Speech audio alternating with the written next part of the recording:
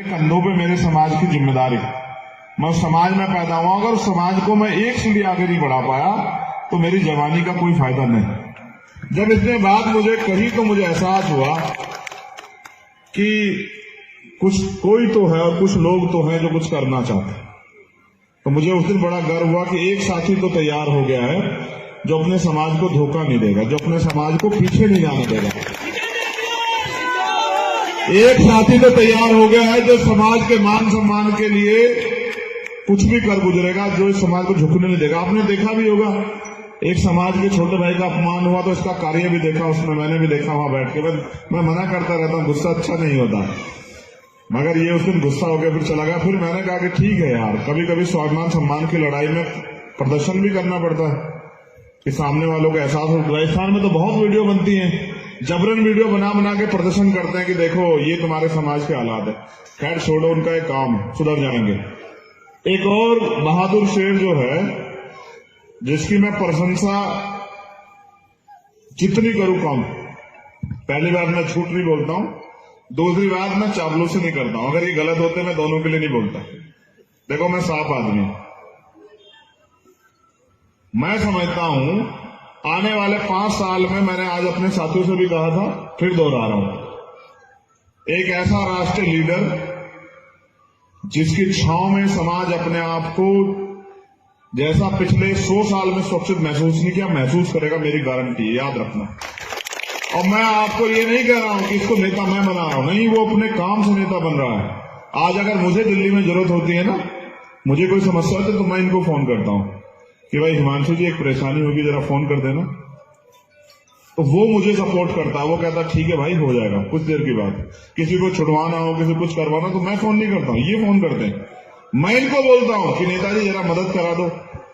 तो मैं समझ रहा हूं कि नई लीडरशिप पैदा हो रही है और मैंने देखा उसका डेडिकेशन। एक दिन मैंने उसको आजमाया तो मैंने उससे एक सवाल छोड़ा उसके आगे कि कुछ पैसे वैसों का। तो उसने कहा देखो भाई, हमारे नेता ने हमें बिकना नहीं सिखाया, तो जब हमारे नेता ने सिखाया तो हम लोग तो नहीं बिक सकते हैं। तो मुझे ये भी कंफर्म हुआ कि नहीं, एक और तैयार हो रहा है। तो मैं यही नोटिस कर रहा हूं क्या तैयार हो रहा है। अब मैं आपको कुछ बताता हूं, ये दोनों शख्स, इतिहास इनको याद रखेगा, मेरी बात को याद रखें। मैंने मानवर दीनदयाल वाल्मीकि जी को पढ़ा, वो यहीं पैदा हुए और उनकी वजह से मान्यवर काशीराम साहब मूवमेंट में आए। मैं उनको गुरु का दर्जा देता हूं, क्यों? क्योंकि मान्यवर काशीराम साहब को उन्होंने दिशा दिखाई, वरना काशीराम साहब तो अपनी जिंदगी जी रहे थे क्लास 1 के अफसर होकर।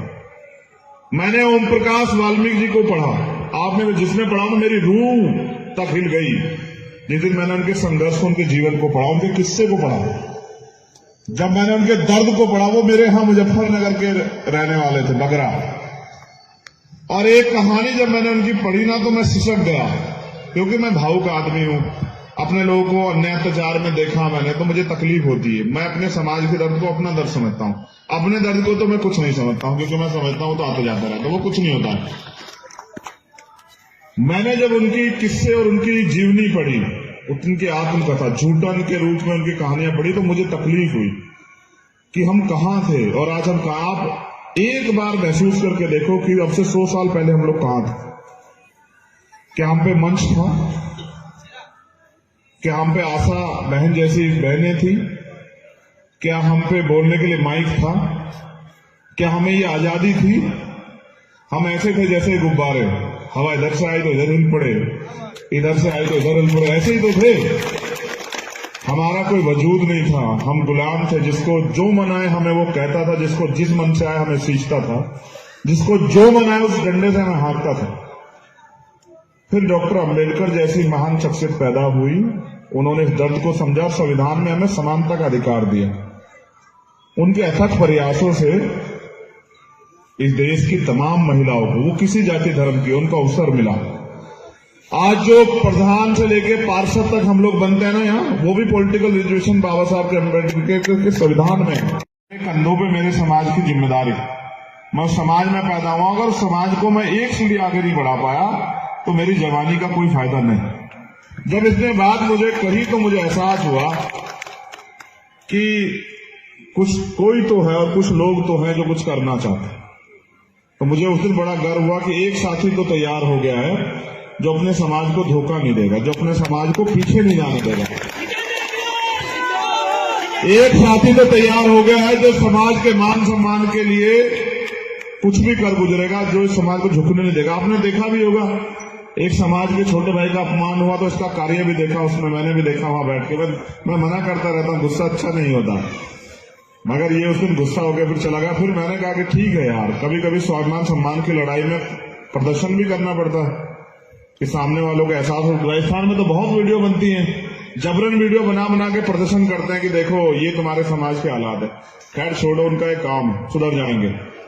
एक और बहादुर शेर जो है, जिसकी मैं प्रशंसा जितनी करूं कम।